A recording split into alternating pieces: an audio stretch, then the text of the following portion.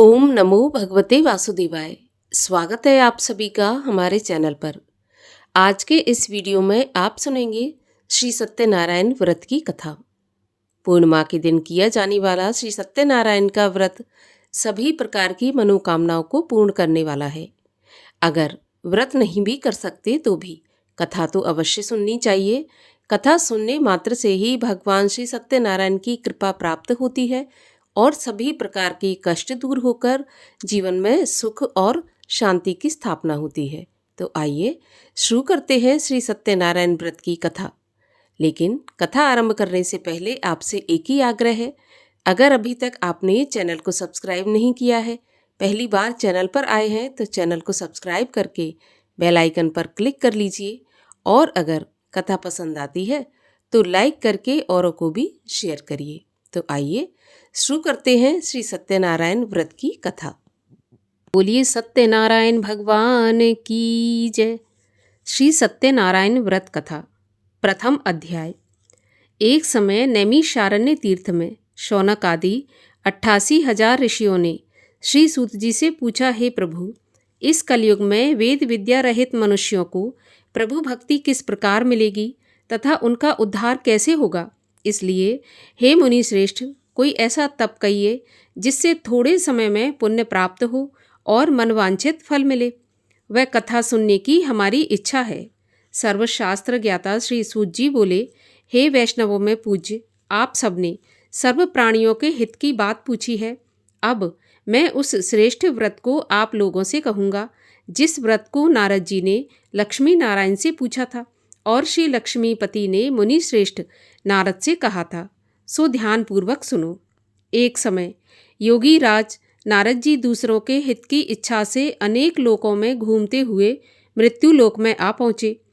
वहाँ बहुत से योनियों में जन्मे हुए प्रायः सभी मनुष्यों को अपने कर्मों के द्वारा अनेक दुखों से पीड़ित देखकर सोचा कि किस यत्न के करने से निश्चय ही इनके दुखों का नाश हो सकेगा।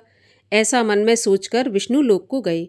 वहाँ श्वेत वर्ण और 4 भुजाओं वाले देवों के ईश नारायण को, जिनके हाथों में शंख, चक्र, गदा और पद्म थे तथा वरमाला पहने हुए थे, देखकर स्तुति करने लगे। हे भगवान, आप अत्यंत शक्ति से संपन्न हैं। मन तथा वाणी भी आपको नहीं पा सकती। आपका आदि, मध्य और अंत नहीं है। निर्गुण स्वरूप सृष्टि के कारणभूत और भक्तों के दुखों को नष्ट करने वाले हो। आपको मेरा नमस्कार है। नारद जी से इस प्रकार की स्तुति सुनकर विष्णु भगवान बोले, हे मुनि श्रेष्ठ, आपके मन में क्या है? आपका यहाँ किस काम के लिए आगमन हुआ है? सो निसंकोच कहिए। नारद मुनि बोले, मृत्युलोक में सभी मनुष्य जो अनेक योनियों में पैदा हुए हैं, अपने अपने कर्मों के द्वारा अनेक प्रकार के दुखों से दुखी हो रहे हैं।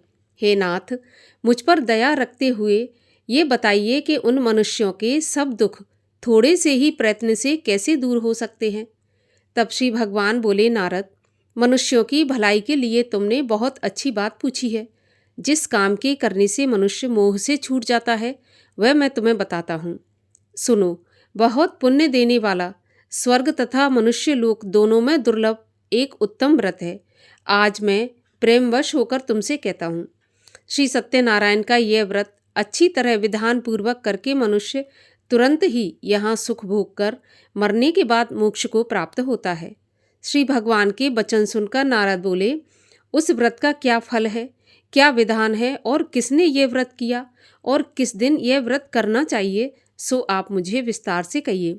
भगवान बोले, दुख, शोक आदि को दूर करने वाला, धन धान्य को बढ़ाने वाला, सौभाग्य तथा संतान को देने वाला यह व्रत सब स्थानों पर विजय कराने वाला है। भक्ति और श्रद्धा के साथ किसी भी दिन मनुष्य श्री सत्यनारायण की शाम के समय ब्राह्मणों और बंधुओं के साथ धर्मपरायण होकर पूजा करे। भक्ति भाव से नैवेद्य, केले के फल, घी, दूध और गेहूं का चूर्ण सवाया लेवें। गेहूं के अभाव में साठी का चूर्ण, शक्कर तथा गुड़ लें और सब भक्षण योग्य पदार्थ जमा करके भगवान को अर्पण कर देवें तथा बंधुओं सहित ब्राह्मणों को भोजन करावें। तत्पश्चात स्वयं भोजन करें। नृत्य, गीत आदि का आचरण कर श्री सत्यनारायण भगवान को स्मरण करता हुआ समय व्यतीत करें। इस तरह व्रत करने पर मनुष्यों की इच्छा निश्चय ही पूरी होगी। विशेषकर कली काल में भूमि पर यही मोक्ष का सरल उपाय है। प्रथम अध्याय समाप्त हुआ। द्वितीय अध्याय। सूत जी बोले, ऋषियों, जिसने पहले समय में इस व्रत को किया है उसका इतिहास कहता हूँ, सो ध्यान से सुनो। सुंदर काशीपुरी नगरी में एक अति निर्धन ब्राह्मण रहता था। वह भूख प्यास से बेचैन हुआ नित्य ही पृथ्वी पर घूमता था। ब्राह्मणों से प्रेम करने वाले भगवान ने ब्राह्मण को दुखी देखकर बूढ़े ब्राह्मण का रूप धर उसके पास जाकर आदर के साथ पूछा कि हे ब्राह्मण, नित्य दुखी पृथ्वी पर क्यों घूमता है? हे श्रेष्ठ ब्राह्मण, यह सब मुझे बताओ, मैं सुनना चाहता हूँ। तब ब्राह्मण बोला कि मैं बहुत निर्धन ब्राह्मण हूँ, भिक्षा के लिए पृथ्वी पर घूमता हूँ। हे भगवान, यदि आप इसका उपाय जानते हो तो कृपा करके बताइए। बूढ़ा ब्राह्मण बोला कि सत्यनारायण भगवान मनोवांछित फल देने वाले हैं, इसलिए हे ब्राह्मण, तू उनका पूजन कर, जिसके करने से मनुष्य सभी दुखों से मुक्त होता है। ब्राह्मण को व्रत का सारा विधान बताकर बूढ़े ब्राह्मण का रूप धारण करने वाले श्री सत्यनारायण भगवान अंतर्ध्यान हो गए। जिस व्रत को बूढ़े ब्राह्मण ने बताया है मैं उसको करूँगा, ऐसा निश्चय करने पर उसे रात में नींद नहीं आई। वह सवेरे ही उठा, श्री सत्यनारायण भगवान के व्रत का निश्चय कर भिक्षा के लिए चल पड़ा। उस दिन उसको भिक्षा में बहुत सारा धन मिला, जिससे बंधु बांधवों के साथ उसने श्री सत्यनारायण भगवान का व्रत किया। इसके करने से वह ब्राह्मण सभी दुखों से छूटकर अनेक प्रकार की संपत्तियों से युक्त हुआ। उस समय से वह ब्राह्मण हर महीने व्रत करने लगा। इस तरह श्री सत्यनारायण भगवान के व्रत को जो करेगा वह सभी पापों से छूटकर मोक्ष को प्राप्त होगा। आगे जो पृथ्वी पर सत्यनारायण का व्रत करेगा मनुष्य वह सभी दुखों से छूट जाएगा। इस तरह नारद जी ने नारायण का कहा हुआ यह व्रत तुमसे कहा। हे ब्राह्मणों, मैं अब और क्या कहूँ? ऋषि बोले, हे मुनीश्वर, संसार में इस ब्राह्मण से सुनकर और किस किस ने इस व्रत को किया और हम ये सुनना चाहते हैं, इसके लिए हमारे मन में श्रद्धा है। सूत जी बोले, हे ब्राह्मण मुनियों, जिसने इस व्रत को किया है वह सब सुनो। एक समय एक ब्राह्मण धन और ऐश्वर्य के अनुसार बंधु बांधवों के साथ व्रत करने को तैयार हुआ। उसी समय एक लकड़ी बेचने वाला लकड़हारा बूढ़ा आदमी आया और बाहर आकर लकड़ियों को रखकर ब्राह्मण के मकान में गया। प्यास से दुखी लकड़हारा उनको व्रत करते देखकर ब्राह्मण को नमस्कार करके कहने लगा कि आप ये क्या कर रहे हैं और इसके करने से क्या फल मिलता है, कृपा करके मुझे बताइए। तो ब्राह्मण ने कहा, सभी मनोकामनाओं को पूरा करने वाला यह श्री सत्यनारायण भगवान का व्रत है। इसकी ही कृपा से मेरे यहाँ धन धान्य आदि की वृद्धि हुई है। ब्राह्मण से इस व्रत के बारे में सारी जानकारी प्राप्त करके लकड़हारा बहुत प्रसन्न हुआ। चरणामृत ले और प्रसाद खाने के बाद अपने घर को गया। लकड़हारे ने मन में इस प्रकार का संकल्प किया कि आज गांव में लकड़ी बेचने से जो धन मिलेगा उसी से श्री सत्यनारायण देव का उत्तम व्रत करूंगा। ऐसा मन में विचार कर बूढ़ा ब्राह्मण लकड़ियां अपने सिर पर रखकर जिस नगर में धनवान लोग रहते थे वह ऐसे सुंदर नगर में गया। उस दिन वहां पर उन लकड़ियों का दाम पहले दिनों से चौगुना मिला। तब वह बूढ़ा लकड़हारा दाम लेकर और अति प्रसन्न होकर पके केले की फली, शक्कर, घी, दूध, दही और गेहूं का चूर्ण इत्यादि श्री सत्यनारायण देव के व्रत की कुल सामग्रियों को लेकर अपने घर आया। फिर उसने अपने भाइयों को बुलाकर विधि विधान के साथ भगवान जी का पूजन और व्रत किया। उस व्रत के प्रभाव से बूढ़ा लकड़हारा धन, पुत्र आदि से संपन्न हुआ और संसार के समस्त सुख भोग कर वैकुंठ को प्राप्त हुआ। दूसरा अध्याय समाप्त हुआ। तृतीय अध्याय। सूत जी बोले, हे मुनियों, अब आगे की कथा कहता हूँ सो सुनो। पहले समय में उल्कामुख नाम का एक बुद्धिमान राजा था। वह सत्यवक्ता और जितेंद्रिय था। प्रतिदिन देव स्थानों में जाता और गरीबों को धन देकर उनके कष्ट दूर करता था।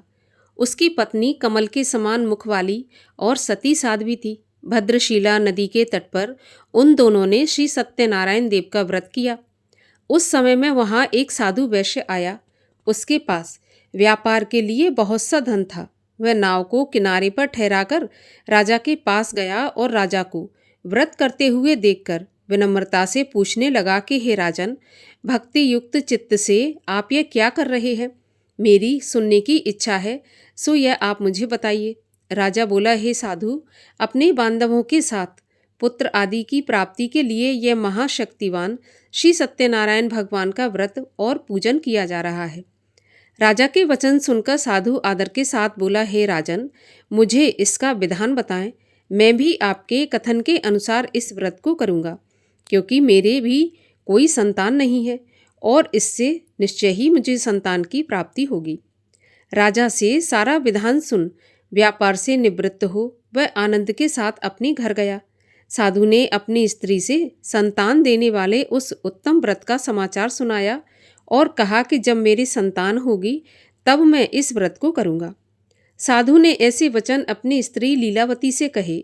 एक दिन उसकी स्त्री लीलावती पति के साथ आनंदित हो सांसारिक धर्म में प्रवृत्त होकर भगवान सत्यनारायण की कृपा से गर्भवती हो गई और 10वें महीने उसके गर्भ से एक सुंदर कन्या का जन्म हुआ।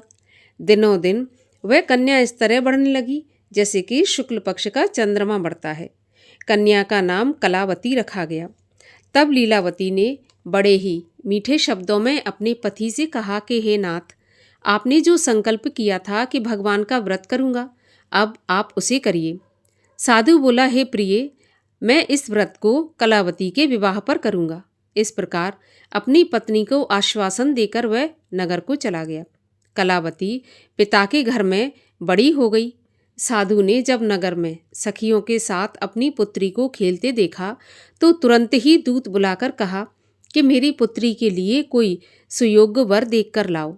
साधु की आज्ञा पाकर दूत कंचन नगर पहुंचा और वहां पर बड़ी खोज और देखभाल करके लड़की के लिए सुयोग्य वणिक पुत्र को ले आया। उस सुयोग्य लड़के को देखकर साधु ने अपने बंधु बांधवों सहित प्रसन्न चित्त अपनी पुत्री का विवाह उसके साथ कर दिया। किंतु दुर्भाग्य से विवाह के समय भी वह उस व्रत को करना भूल गया। इससे श्री सत्यनारायण भगवान क्रोधित हो गए और श्राप दिया कि तुम्हें दारुण दुख प्राप्त होगा।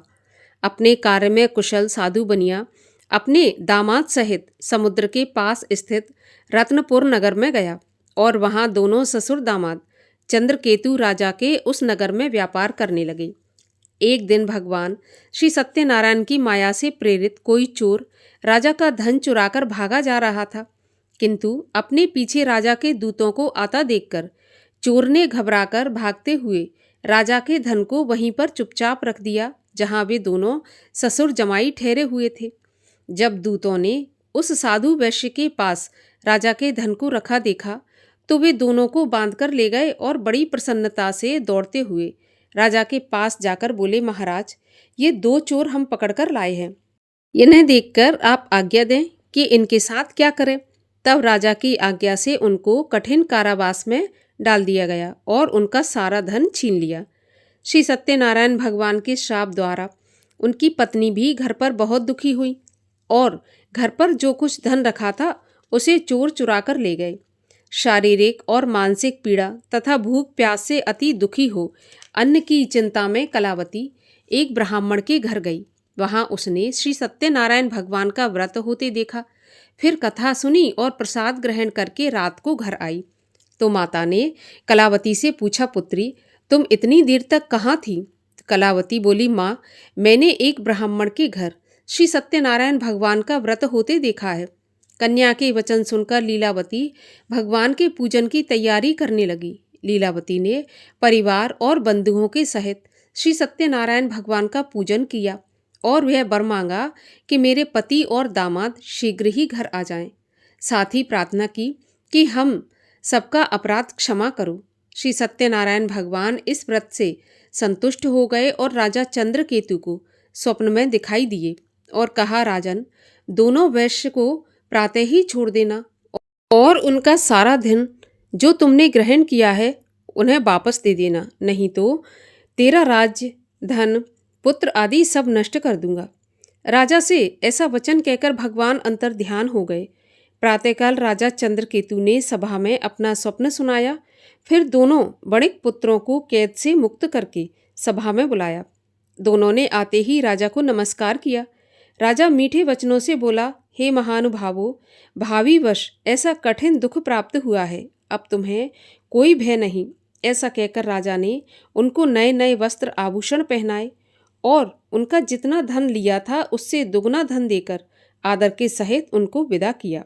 दोनों वैश्य अपने घर को चल दिए। तृतीय अध्याय समाप्त हुआ। चतुर्थ अध्याय।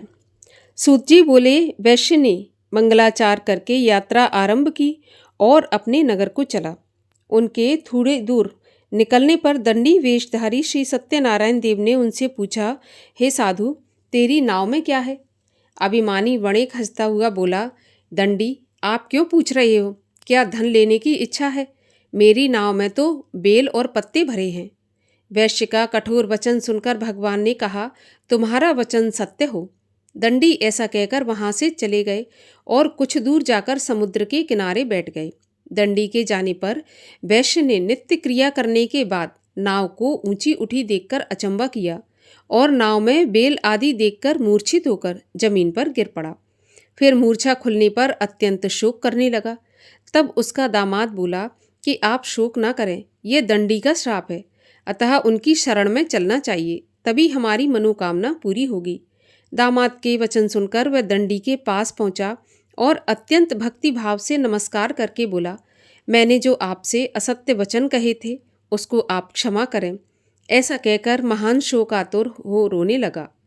तब दंडी भगवान बोले, हे वणिक पुत्र, मेरी आज्ञा से बार बार तुम्हें दुख प्राप्त हुआ है, तू मेरी पूजा से विमुख हुआ है। साधु बोला, हे भगवान, आपकी माया से मोहित ब्रह्मा आदि भी आपके रूप को नहीं जान पाते, अब मैं अज्ञानी कैसे जान सकता हूँ? आप प्रसन्न होइए, मैं अपनी सामर्थ्य के अनुसार आपकी पूजा अवश्य करूँगा। मेरी रक्षा करो और पहले के समान नौका में धन भर दो। उसके भक्ति युक्त वचन सुनकर भगवान प्रसन्न हो उनकी इच्छा के अनुसार वरदान देकर अंतर्ध्यान हो गए। तब उन्होंने नाव पर आकर देखा कि नाव धन से भरी हुई है। फिर वह भगवान सत्यनारायण का पूजन करके साथियों सहित अपने नगर को चला। जब अपने नगर के निकट पहुंचा तब दूत को घर भेजा। दूत ने घर पहुंचकर उसकी स्त्री को नमस्कार करके कहा कि साधु अपने दामाद सहित इस नगर के पास आ गए हैं। ऐसा वचन सुनकर साधु की स्त्री ने बड़े हर्ष के साथ सत्यदेव का पूजन करके पुत्री से कहा, मैं अपने पति के दर्शन को जाती हूँ, तू पूजा समाप्त करके शीघ्र आना। माता के ऐसे वचन सुनकर कलावती प्रसाद छोड़कर पति के पास गई। प्रसाद की अवज्ञा के कारण सत्यदेव ने रुष्ट हो उसके पति को नाव सहित पानी में डुबो दिया। कलावती अपने पति को ना देखकर रोती हुई जमीन पर गिर गई। इस तरह नौका को डूबा हुआ और कन्या को रोता देखकर साधु दुखी होकर बोला, प्रभु, मुझसे या मेरे परिवार से जो भूल हुई है उसे क्षमा करो। उसके दीन वचन सुनकर सत्यदेव प्रसन्न हो गए और आकाशवाणी हुई, हे साधु, तेरी कन्या मेरे प्रसाद को छोड़कर आई है, इसलिए इसका पति अदृश्य हुआ है। यदि वह घर जाकर प्रसाद खाकर लौटे तो इसे अपने पति के दर्शन अवश्य मिलेंगे। ऐसी आकाशवाणी सुनकर कलावती ने घर पहुंचकर प्रसाद खाया। फिर उसने आकर पति के दर्शन किए। फिर साधु ने बंधु बांधवों सहित सत्यदेव का विधि पूर्वक पूजन किया। उस दिन से वह प्रत्येक पूर्णिमा को सत्यनारायण का पूजन करने लगा। फिर इस लोक का सुख भोग कर अंत में स्वर्ग लोक को गया। चतुर्थ अध्याय समाप्त हुआ। पांचवा अध्याय। सूत जी बोले, हे ऋषियों, मैं और भी कथा कहता हूँ, सो सुनो। प्रजा पालन में लीन तुंगध्वज नाम के एक राजा था। उसने भी भगवान का प्रसाद त्याग कर बहुत दुख पाया। एक समय वन में जाकर वन्य पशुओं को मारकर बड़ के पेड़ के नीचे आया। वहाँ उसने ग्वालों को भक्ति भाव से बांधवों सहित श्री सत्यनारायण की पूजा करते देखा। राजा देखकर भी अभिमानवश वहाँ पर नहीं गया और न नमस्कार ही किया। जब ग्वालों ने भगवान का प्रसाद उसके सामने रखा तो वह प्रसाद को त्याग कर अपनी सुंदर नगरी को चला गया। वहाँ उसने अपना सब कुछ नष्ट पाया तो वह जान गया कि यह सब भगवान ने किया है। तब वह विश्वास कर ग्वालों के समीप गया और विधि पूर्वक पूजन करके प्रसाद खाया तो सत्यदेव की कृपा से पहले जैसा था सब कुछ वैसा ही हो गया। फिर दीर्घ काल तक सुख भोग कर मरने पर स्वर्ग लोक को गया। जो मनुष्य इस परम दुर्लभ व्रत को करेगा, भगवान की कृपा से उसे धन धान्य की प्राप्ति होगी। निर्धन भी धनी हो और बंदी बंधन से मुक्त होकर निर्भय हो जाता है। संतानहीनों को संतान प्राप्त होती है और सब मनोरथ पूर्ण होकर अंत में वैकुंठ धाम को जाता है। जिन्होंने पहले इस व्रत को किया है, अब उनके दूसरे जन्म की कथा कहता हूँ। वृद्ध शतानंद ब्राह्मण ने सुदामा का जन्म लेकर मोक्ष को पाया। उल्कामुख नाम का राजा दशरथ होकर वैकुंठ को प्राप्त हुआ। साधु नाम के वैश्य ने मूरध्वज बनकर अपने पुत्र को आरे से चीरकर मोक्ष को प्राप्त किया। महाराज तुंगध्वज ने स्वयंभू होकर भगवान में भक्ति युक्त हो कर्म करके मोक्ष की प्राप्ति की। पंचम अध्याय समाप्त हुआ। बोलिए सत्यनारायण भगवान की जय। और आइए अब करते हैं सत्यनारायण भगवान की आरती। ओम जय लक्ष्मी रमणा, स्वामी जय लक्ष्मी रमणा, सत्यनारायण स्वामी जनपातक हरणा। ओम जय लक्ष्मी रमणा, रत्न जड़ित सिंहासन अद्भुत छवि राजे, नारद करत निरंजन घंटा ध्वनि बाजे। ओम जय लक्ष्मी रमणा, प्रकट भये कलि कारण, द्विज को दर्श दियो, बूढ़ा ब्राह्मण बन कर कंचन महल कियो। ओम जय लक्ष्मी रमणा, दुर्बल भील कराल, इन पर कृपा करी, चंद्रचूड़ एक राजा, तिनकी विपत्ति हरी। ओम जय लक्ष्मी रमणा, वैश्य मनोरथ पायो, श्रद्धा तज दीनी, सो फल भोग्यो प्रभु जी, फिर स्तुत कीन्ही। ओम जय लक्ष्मी रमणा, भक्ति भाव के कारण, क्षण क्षण रूप धर्यो, श्रद्धा धारण कीनी, तिनको काज सर्यो। ओम जय लक्ष्मी रमणा, ग्वाल बाल संग राजा, वन में भक्ति करी, मन वांछित फल दीना, दीन दयाल हरि। ओम जय लक्ष्मी रमणा, चढ़त प्रसाद सवाया, कदली फल मेवा, धूप दीप तुलसी से, राजी सत्य देवा। ओम जय लक्ष्मी रमणा, सत्यनारायण जी की आरती जो कोई जन गावे, कहत शिवानंद स्वामी, इच्छित फल पावे। ओम जय लक्ष्मी रमणा। बोलिए लक्ष्मी नारायण भगवान की जय।